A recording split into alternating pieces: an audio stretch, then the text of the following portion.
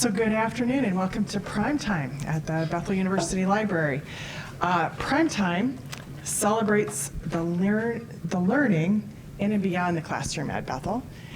Faculty, students, and staff collaborate here, and this is also supported by Friends of the Bethel University Library, Academic Affairs, and other offices on campus. And for those of you online, we archive videos of these presentations. So you can go back and explore them on the BU Digital Library YouTube channel or in the Spark Digital Archive, either one of those. Coming attractions, on Tuesday, October 7, history professor Chris Gertz will present his year-long research project on the women's history of Bethel University, the first attempt to tell the Bethel story with its women at the center. And today, we have an Edgren Scholars presentation. The Edgren Scholars program supports faculty and student research here at Bethel. And faculty and students collaborate on a research project, one that has the potential to make a significant contribution to the field of study and reflects meaningful collaboration between students and faculty. The Edgren Scholar program is named after the founder of what has become Bethel University, John Alexis Edgren. One of the key educational principles that he wrote in the 19th century was that the relation between teachers and pupils should not be that of commander and subject, but of true friendship and helpfulness, which is a great description of what goes on in the Edgren Scholars program and in many other places here at Bethel University. So today, to celebrate Constitution Day, tomorrow, happy Constitution Day. And now I see who the political scientists in the room are, the ones who are really applauding. And to celebrate this Edgren Scholars project, we have Dr. Lynn, Uzzell, Associate Professor of Political Science, and two senior political science majors, Julia Van Geest and T.C. Lee. And they are going to share about their project writing an introductory book on the philosophy of the Declaration of Independence that they hope to have under review and published in time for our July 250th, no, that's not the right one.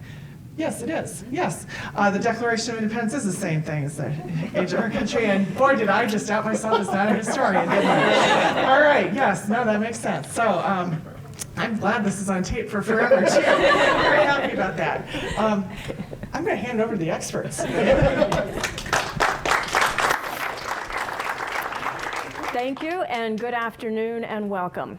So I am here to just introduce the project. The project is called Locking and Unlocking the Declaration of Independence, and it came about through an idea that I had for a game that I would play in American politics classes. Some of my students may have played this game, where we read select passages from John Locke, and then we go through the second paragraph of the Declaration of Independence, clause by clause. And I ask, Locke or not Locke? And the students pretty much figure out by the end that, wow, there's a lot of Locke in here. That Jefferson was just cribbing off of Locke, which people noticed at the time too. But I had an opportunity to play a more advanced game with some teachers that I did a program with last January, and it was like the intermediate level, where we could actually take a deeper dive and look at some of the more nuanced differences between Jefferson and Locke. And while I was doing that, I was like, you know, this would make a great book. But if I was gonna do it, I'd better do it before next summer when the big 250th goes on, and I don't have time to write a whole book over the summer. But you know, I just heard about this Edgren project, and I have a couple of really promising writers for students, and if we could all collaborate together, then we could get this book out by the end of the summer. And in fact, we kept on schedule. We have a finished manuscript that we are revising right now. We have developed interest with a couple of publishers, and God willing, this should be under review by November. So, thank you. Thank you very much. So in addition to presenting on some of our research for the book, this is also a Constitution Day presentation. So the alternate title is, What to James Madison is the Declaration of Independence? And to give you a little bit of background, on June 11th, 1776, The Continental Congress appointed a drafting committee to prepare a Declaration of Independence consisting of 3 people you've probably heard of before: Thomas Jefferson, John Adams, and Benjamin Franklin, and 2 other guys as well. But if Thomas Jefferson had had his way, he wouldn't have been there. Just 1 month before, he wrote back home to a friend in Virginia to say, should our Virginia Convention propose to establish now a form of government, perhaps it might be agreeable to recall for a short time their delegates, the ones serving on Congress, like Jefferson, who wants to go home.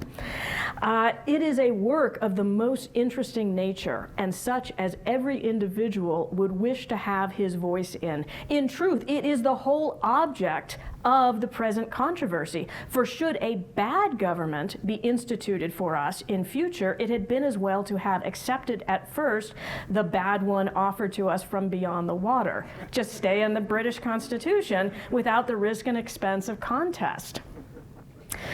But Jefferson didn't get his way, and instead of helping to draft the Constitution for Virginia or the U.S. Constitution, instead, Jefferson would be remembered for laying down the principles of legitimate government upon which all future American constitutions would henceforth be judged. So, our question, though, is to what extent did the philosophy of John Locke influence Jefferson's Declaration of Independence? And also, to what extent did Jefferson's philosophy in the Declaration of Independence influence Madison's contributions to the Constitution?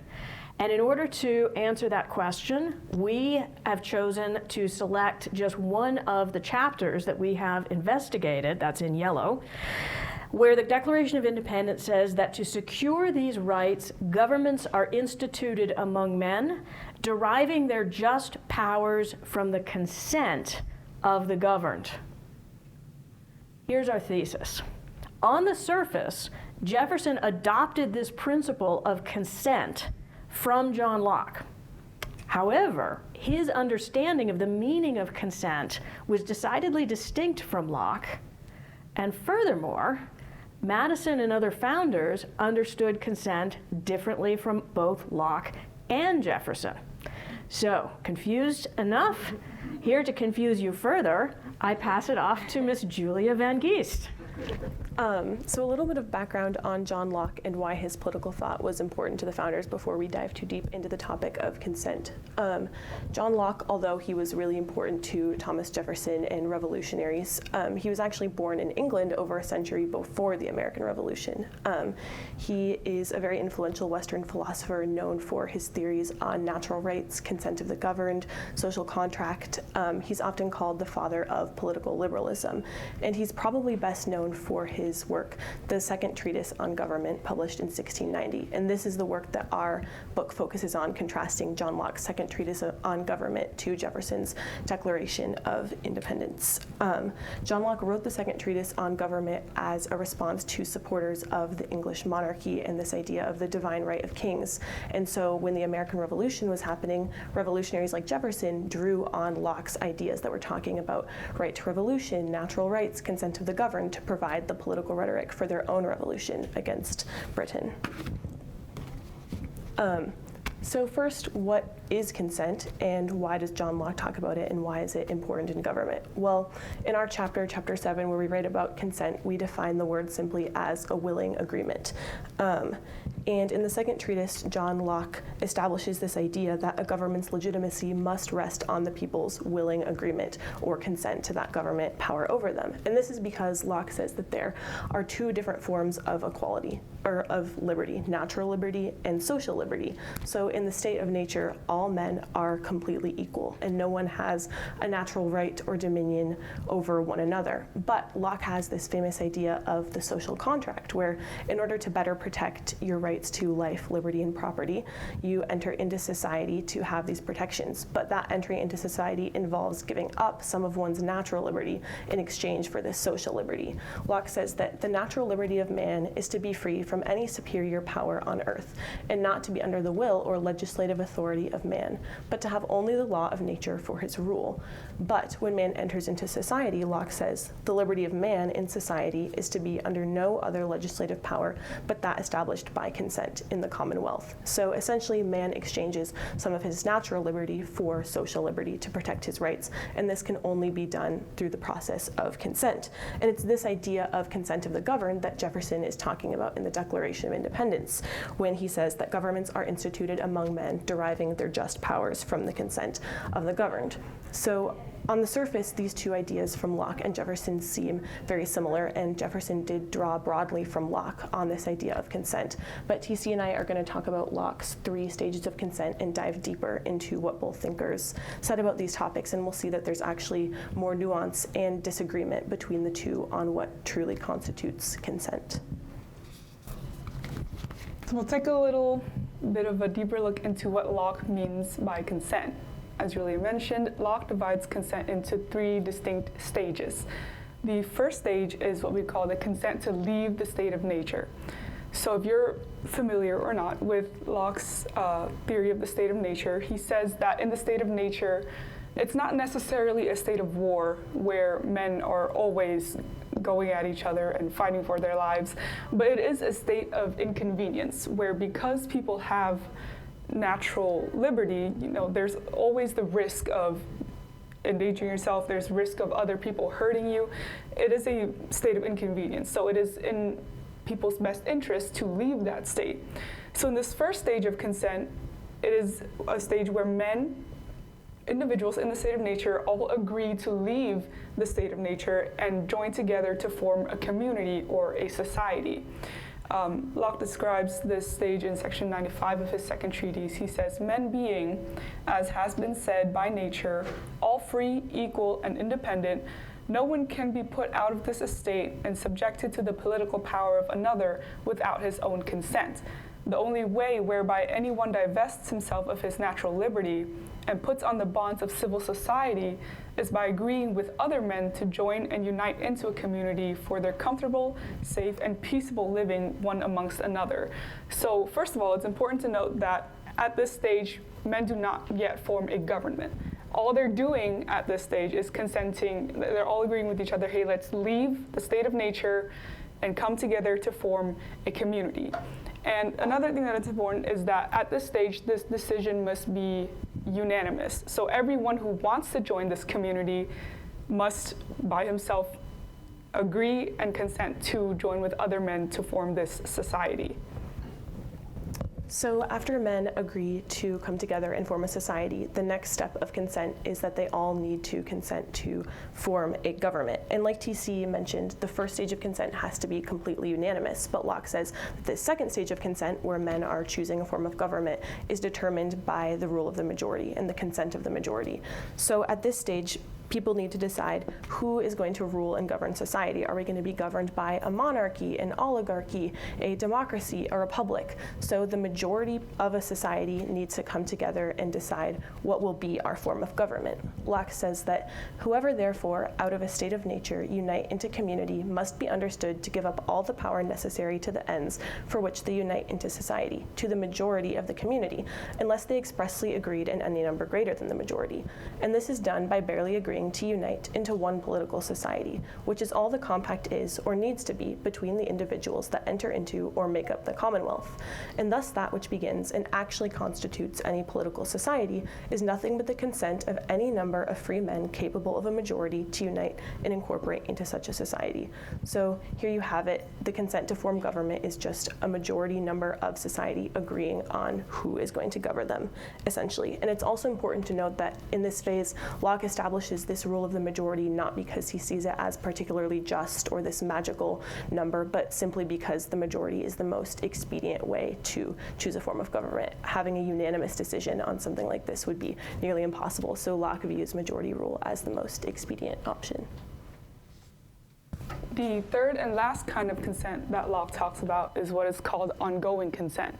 He asks this question in section 119. He says, "What shall be understood to be a sufficient declaration of a man's consent to make him subject to the laws of any government?" So the question of ongoing consent is, how can we tell that the people living under certain laws agree to be living under those certain laws? How can we tell if these people agree that this law should have power on them? So on this question, Locke gets into a little bit more detail, and he distinguishes between two different kinds of consent. The first kind of consent he talks about is express consent. Express consent, he says, of any man entering into any society makes him a perfect member of that society, a subject of that government. So express consent is given by man through an action that clearly shows he is agreeing to be under the law.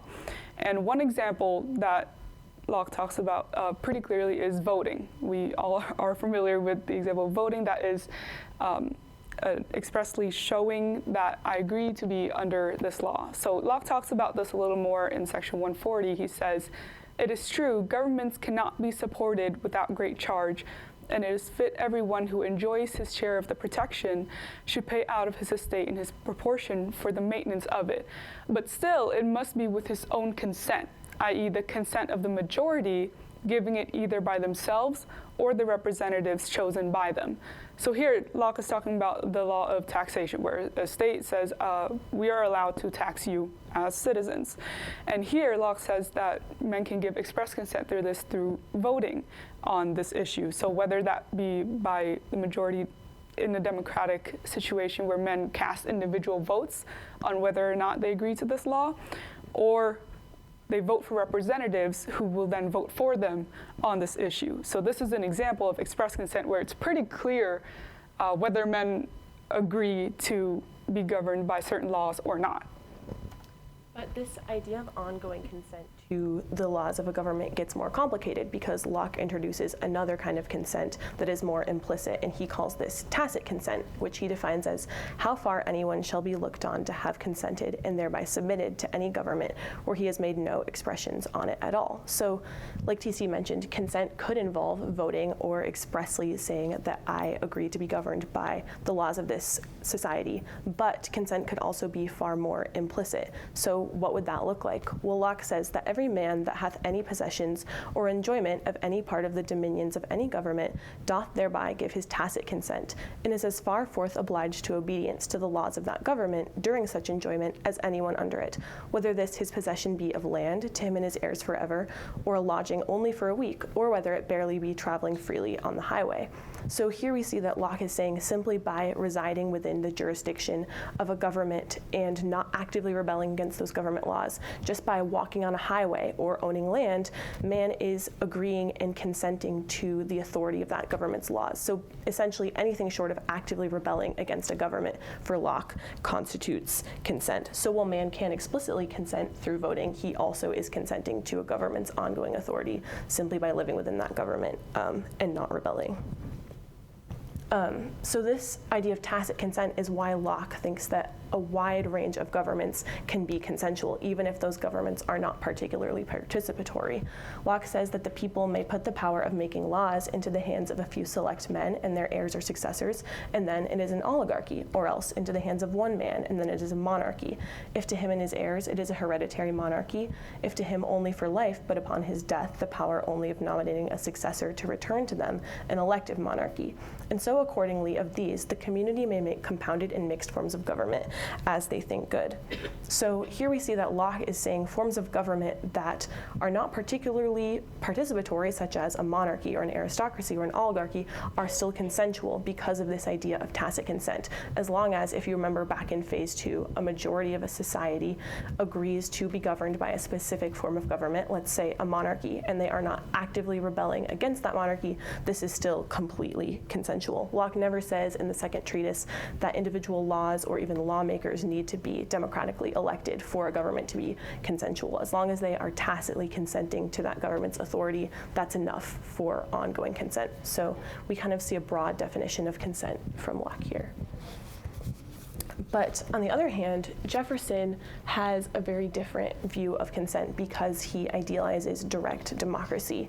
Jefferson had this system that he advocated for in his home state of Virginia, of self-governing wards, which were meant to be very localized and participatory, where people in Virginia were actively involved in the decisions that their government was making. So Jefferson idealized this very participatory view of government. But at the same time, he realized that in a country like the US that is so large, it wouldn't be feasible or practical to have direct democracy. So he also supported republicanism, which he called the second grade of purity from direct democracy. He stated that where the citizens cannot meet to transact their business in person, they alone have the right to choose the agents who shall transact it, and that in this way, a republican or popular government of the second grade of purity may be exercised over any extent of the country. So Jefferson also permits for republicanism, which isn't as participatory as direct democracy, but still is better than, say, monarchy or aristocracy. So here we see a big departure of Jefferson from Locke, because Jefferson has this clear hierarchy of the best and most consensual forms of government, direct democracy and then republicanism, whereas Locke is fine with anything as long as people are tacitly consenting to it, and at one point the majority agreed to that form of government. So while Jefferson got sort of this base level idea of consent from Locke, you see differences in emphasis from them here. Jefferson also talks about a way that we can gauge the purity of republics. He uses the standard of popular and regular elections to see how consensual and quality a government is. He wrote that governments are more or less Republican as they have more or less the element of popular election and control in their composition, believing, as I do, that the mass of citizens is the safest depository of their own rights, and especially that the evils flowing from the duperies of the people are less injurious than those from the egoism of their agents. I am a friend to that composition of government which has in it the most of this ingredient.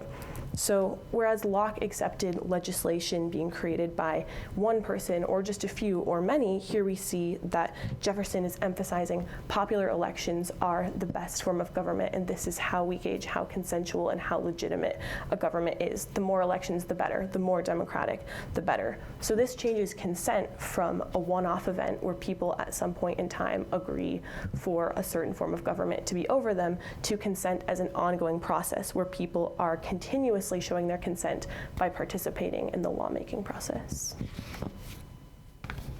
Julia alluded to a little earlier Jefferson's ideal form of government in the United States, and especially in his state of Virginia, where he wanted to implement these self-governing wards. He says that ideally in these self-governing wards, every man is a sharer in the direction of his ward republic or of some other higher ones, and feels that he is a participator in the government of affairs, not merely at an election, one day in the year, but every day, where there shall not be a man in the state who will not be a member of some one of its councils, great or small. So voting once a year on some issues, that doesn't cut it for Jefferson. For Jefferson, he wants people to be as involved in their government and in politics as possible. He wants every man to be a part of his government, to take part in ruling, and that's how he thinks that people will show their continuous consent to the government because, well, they are a part of it. So in some ways, this very participatory ideal of government more closely resembles a classical conception of government than a Lockean one. So Aristotle and classical thinkers viewed liberty as synonymous with political participation, and Aristotle defined man as a political animal because men naturally want to communicate with other men and use their gift of language to have discussions about what is just and good and be involved in what their government is doing. Aristotle said that man was only complete when he is part of the city-state and is participating in politics. So man fulfills his nature and is most himself when he is in political society and participating in politics with other men.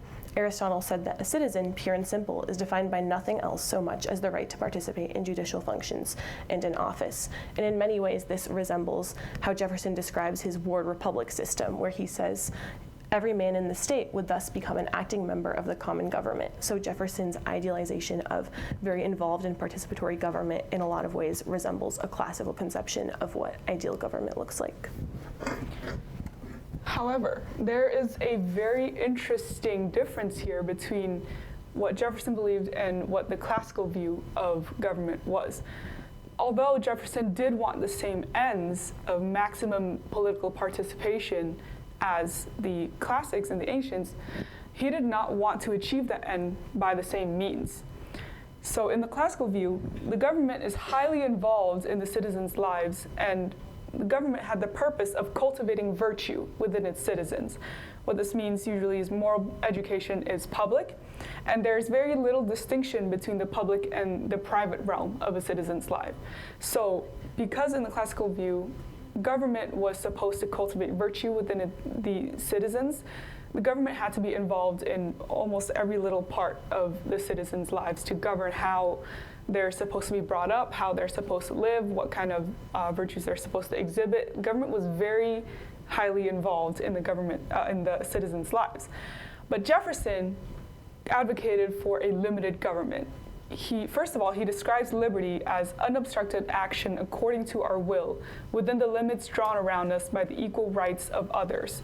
So liberty to Jefferson is not just the ability to participate in politics or to be governed, but to act according to your will, unobstructed, but with restraints only by the equal rights of others.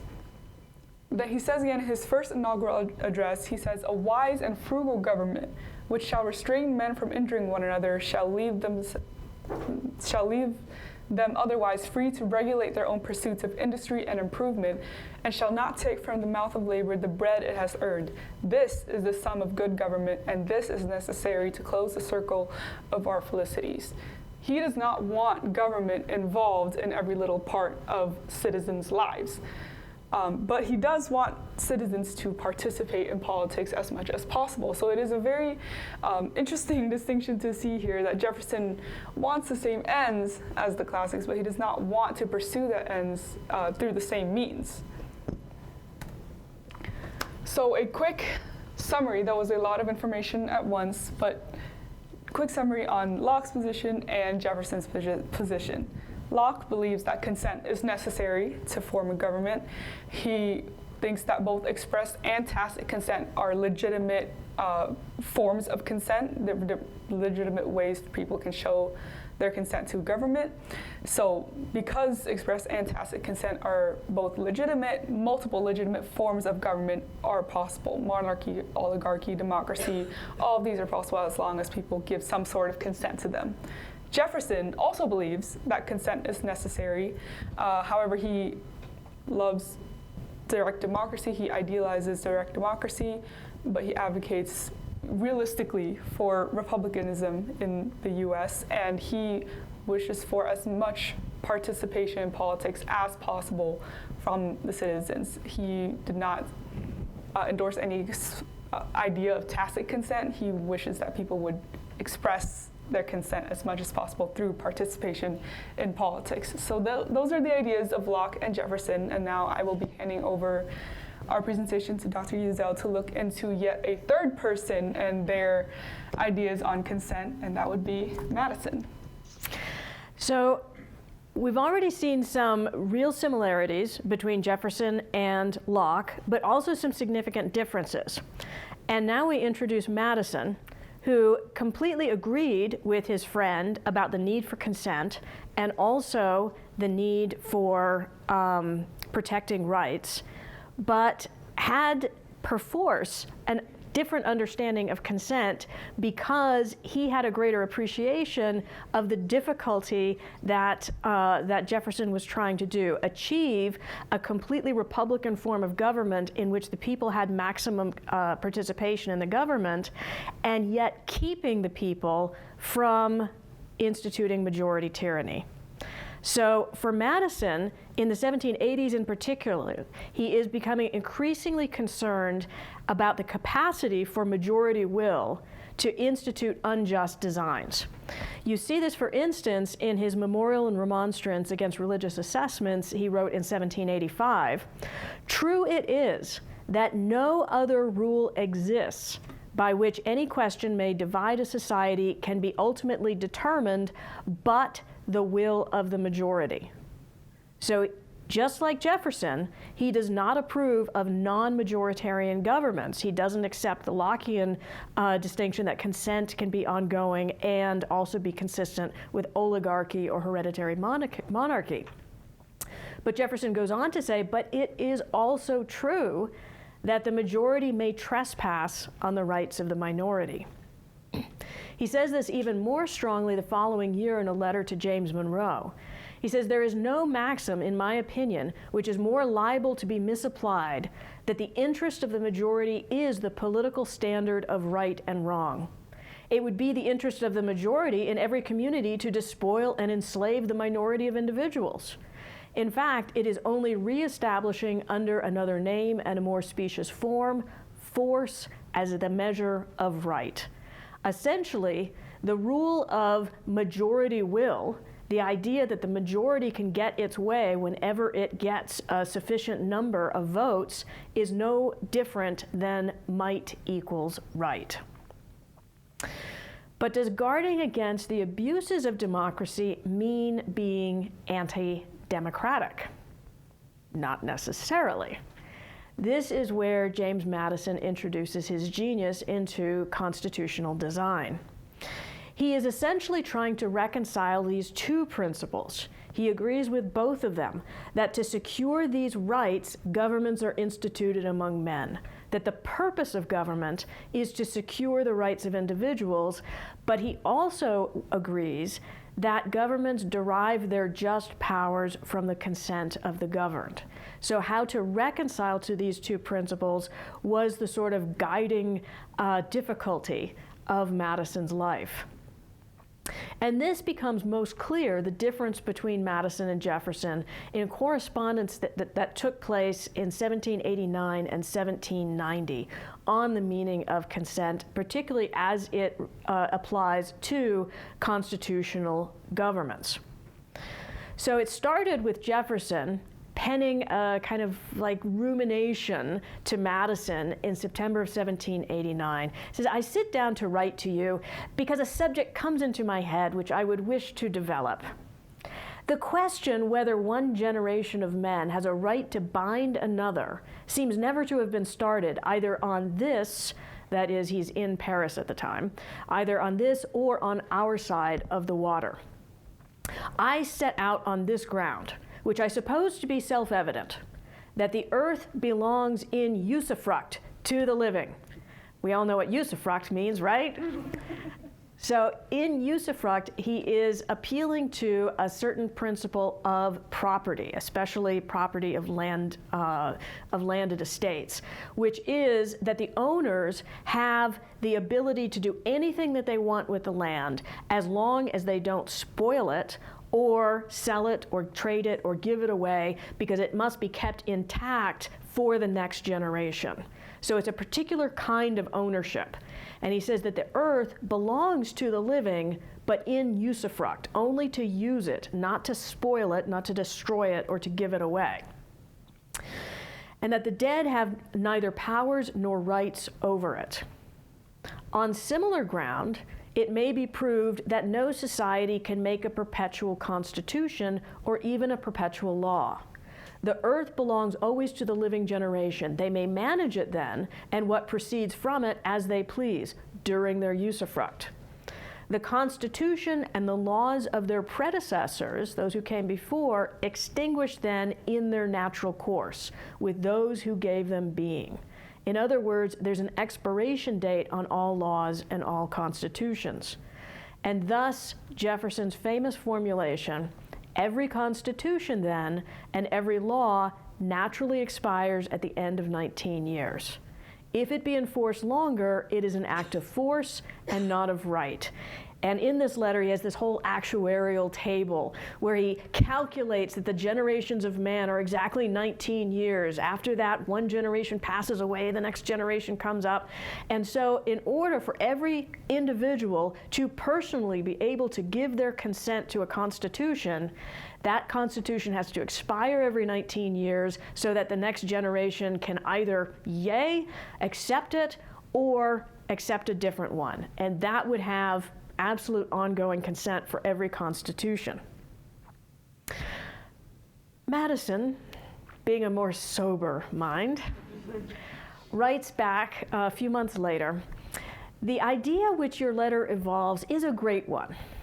My first thoughts lead me to view the doctrine as not in all respects compatible with the course of human affairs.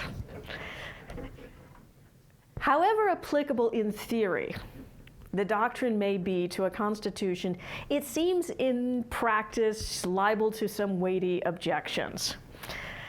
Would not a government so often revised become too mutable and novel to retain that share of prejudice in its favor, which is a salutary aid to the most rational government?"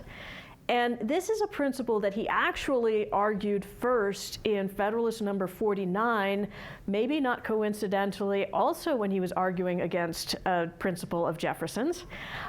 Jefferson's idea that constitutions, when there was a constitutional crisis between the three branches of government, would be thrown into the people to make a decision on each constitutional question. And Jefferson and Madison was like, that would make constitutional questions a little bit too mutable and liable to public passions, and also it would destroy the veneration which people ought to have to their constitutions.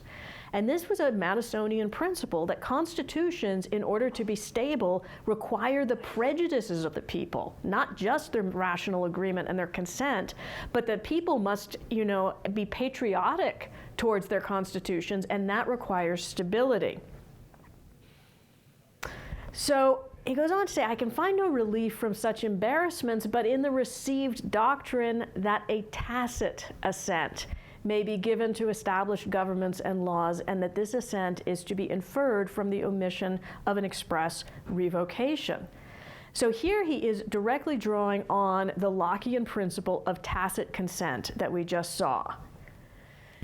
Is it not doubtful whether it be possible to exclude wholly the idea of an implied or tacit assent without subverting the very foundation of civil society? On what principle is it that the voice of the majority binds the minority? It does not result, I can see, from a law of nature, but from a compact founded on utility. Again, he is sounding more Lockean than Jefferson, saying there is nothing magical about majority will. If you get 50% plus one, it doesn't automatically mean that's justice. It just means that that's an expedient number to decide questions on. On the other hand, Madison's commitment to popular governments was more robust than Locke's, no less robust than Jefferson's. So he sought to understand tacit consent in a way that was consistent with the necessity of Republican forms of government. And you see this especially in Federalist number 39, where he is saying that the Constitution is Republican in form, and not only that, why it must be Republican. It is evident that no other form but a Republican government would be reconcilable with the genius of the people of America. He's not calling Americans geniuses.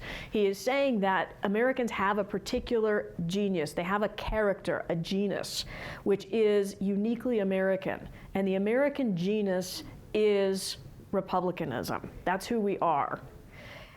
It is also necessary to be reconcilable with the fundamental principles of the Revolution, such as what we just saw in the Declaration of Independence.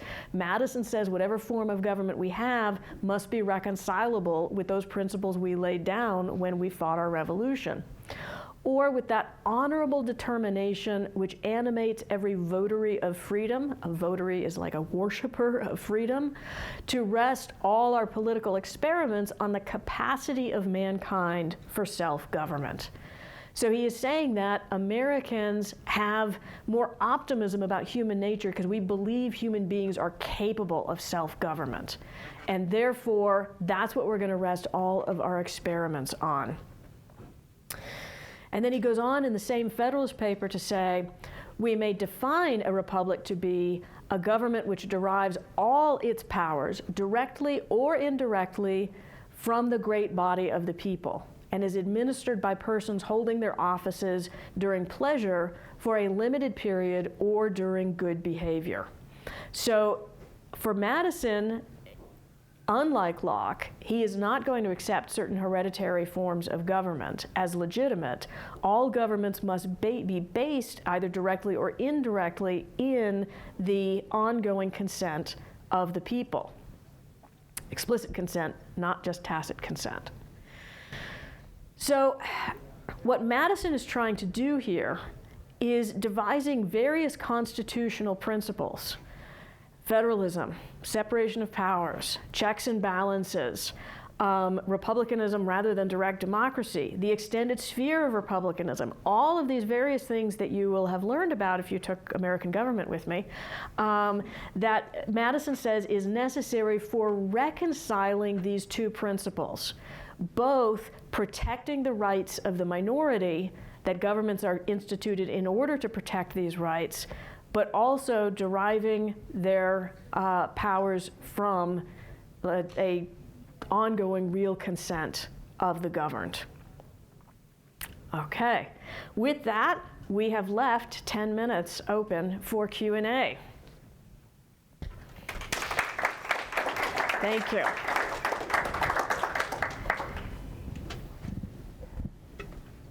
Yes, Dr. Branson. So the question that occurred to me as I was listening, first of all, thank you all. That was lovely and really a beautiful presentation. Nice walk through Locke. It was great.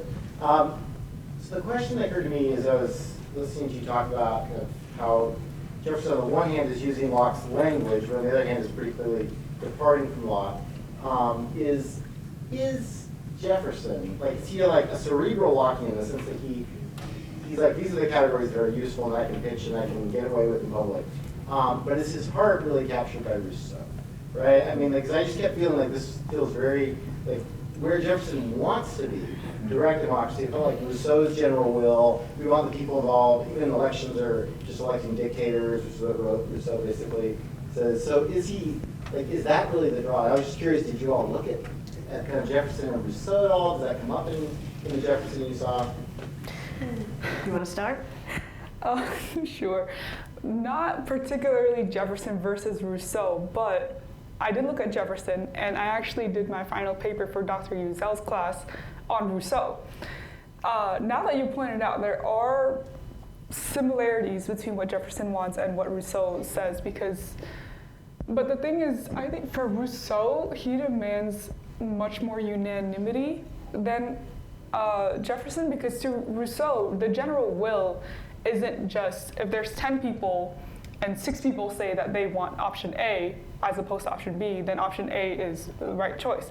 For Rousseau, the general will is, if there's 10 people and 6 people say that option A is the better choice, then the rest of the 4 people agree, and that is the general will. So the rest of those 4 people, they're essentially wrong, because that's not what the other 6 say. So that's not direct democracy, and I don't think that is what Jefferson would have advocated for. I think Jefferson would have advocated for a more, there's some people prefer this, some people prefer that, and that's why they get to vote in a direct democracy or in a republic, so that each can express their will. But for Rousseau, the general will is this option, and if you are in the minority that opposes the general will, then, well, you're just wrong. And you have to make yourself align with the general will if you want to be part of the society. So I think that would be a key distinction, but otherwise there are similarities, a little bit more similarities between how they would want people to like participate and be part of that. Yeah, and that was an excellent answer. And this brings up the difficulty of tracing exactly where Jefferson's ideas came from, because he was very well read, and even when he was cribbing from Locke, he didn't like cite Locke in his footnotes. And so the best that we can do is just look for similarities and dissimilarities, because we know he drew from various sources, and so we are only looking for where there's consistency and where there's inconsistency. And I think I agree with TC that although he was an admirer of certain of the French philosophes, I don't get the sense that he had this theory of the general will, this faith in it. And also, Jefferson is sometimes inconsistent with himself. So sometimes he has this very optimistic view of small democracies, and on his bad days, he recognizes that actually the people can be pretty crummy and make terrible decisions. And so the way that he talks about democracy can be different depending on the mood that he's in. Okay, additional questions? I really appreciate Christy's summary of Rousseau. That seems right to me. It makes me think of what actually struck me during the talk, which was really great. Does the consent of the governed imply something about the dissent of the governed? What happens if you're the 4 of the 10 who don't get your way in this express participation? Do Locke, Jefferson, I'm sure Madison says something about this, I'm sure it leads to the Bill of Rights, but I'm curious, did they reflect the nature of dissent in a system built on consent? You have some thoughts about revolution? I mean, Locke talks about the right to revolution a lot and is famous for that. But he, always says that revolution needs to be determined by a majority of the people. So even if like the minority of people dissent to what the government is doing, it's not prudent or it doesn't make sense survival-wise for the like rights of the oppressed to be lifted up and for them to revolt against the government. So I think that Locke is pretty strongly on the side of majority just because it's expedient and it also is what is more stable. I don't think he's like an advocate for minority rights per se. Well, I guess I think about his views on the rights of religious minorities and at the time. He has at least some capacity for recognizing that. I just didn't know. Yeah, true. Does it show up in body politics?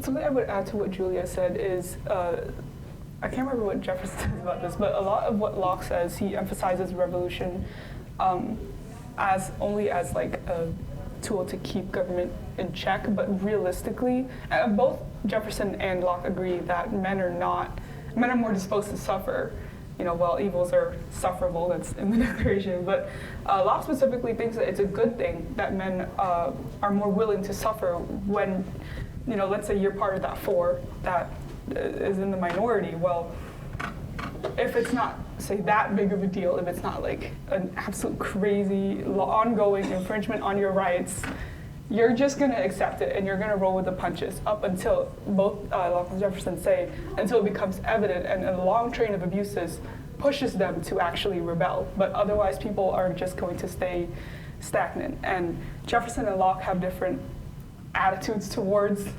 that principle. They both agree that people are more disposed to suffer, but Locke thinks that that's a good thing because it guards against more rebellions.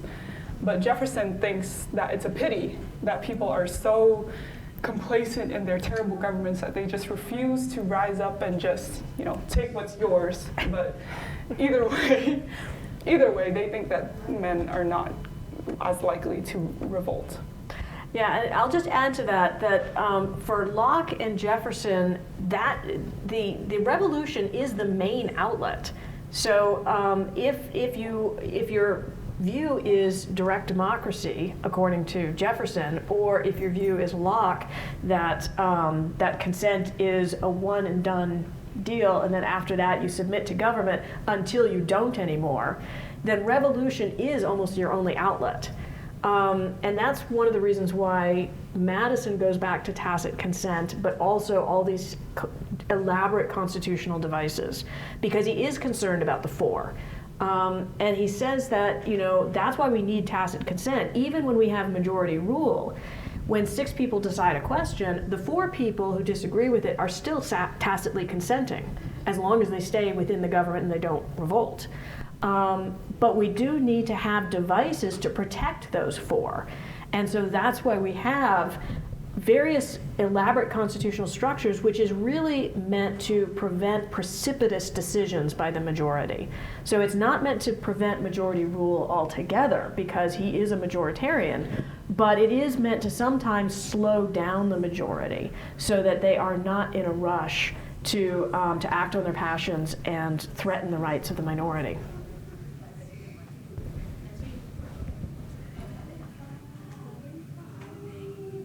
Additional questions? Yes. I have a question about, thank you, this was excellent and very interesting, and for someone who I learned a lot, and I'm curious to know from Madison's perspective, are there gradations of quality within tacit consent. Obviously, tacit consent is sort of a minimum standard over which once you've arrived, you've met the standard. But is there better and worse tacit consent? I don't remember Madison ever addressing that. I mean, I do think that he sometimes addresses the fact that there are different constitutions possible for different peoples. That almost everyone who played a part in drafting the U.S. Constitution said this isn't the best Constitution we could come up with. It was the best Constitution we could get. And so Madison recognizes that greater and lesser degrees of democratic participation is possible depending on what kind of people you have. But I can't remember him ever framing that in terms of tacit consent and the degrees of tacit consent that you need. But he does say, again, in that quotation about constitutions requiring veneration, that even the wisest and freest of governments require a prejudice of the people in their favor. So even if you have the most free and the wisest government possible, you still need non-rational affection of the people.